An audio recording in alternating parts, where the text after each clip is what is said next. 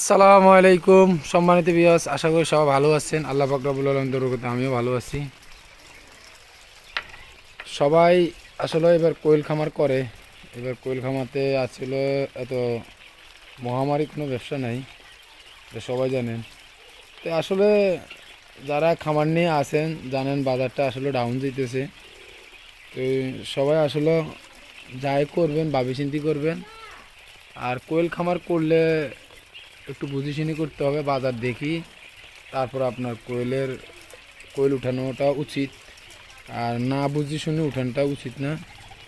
তো সবাই আসলে আমার ভিডিওটা দেখবেন, ভালো লাগলে আসলে দেখবেন, সাবস্ক্রাইব করবেন, বেল আইকন ক্লিক করবেন। আপনাদের আসলে আশা নিয়ে ভিডিওগুলো ছাড়ি।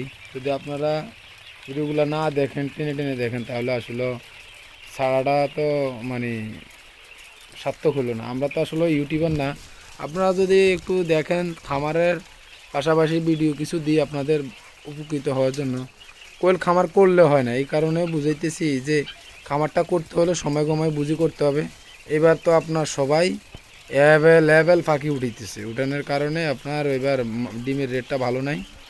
তো এই ডিমের রেট ভালো না, বাজারের মানে পাখির রেটও মানে তেমন ভালো ছিল না। তো সবাই বুঝে শুনে আসলে ব্যবসা করবেন। মুরগির বাজারও ভালো না। মুরগি হিসাবে তো বাজার থাকা কথা যেটা ওইটা তো নাই। আসলে খামারিরা আখের খামারিরাই মরে, ওই কোম্পানিরা মরে না, ডিলাররাও মরে না, মরে শুধু শুধু আপনার খামারিরা। লস হইব যাই হবে শুধু খামারিদের হবে। তো আশা করি সবাই ভিডিওগুলো দেখবেন, টেনে টেনে দেখার চেষ্টা করবেন না। আর যদি ভালো লাগে লাইক করবেন, সাবস্ক্রাইব করবেন, একটু দেখি ফলো করে দিবেন, উঠানোর চেষ্টা করবেন। তাহলে তো অবশ্যই ভালো লাগবে ভিডিওগুলো ছাড়ার জন্য। এই যে আমার উপরেও আছে পাখি, দেখেন এই যে উপরেও আছে,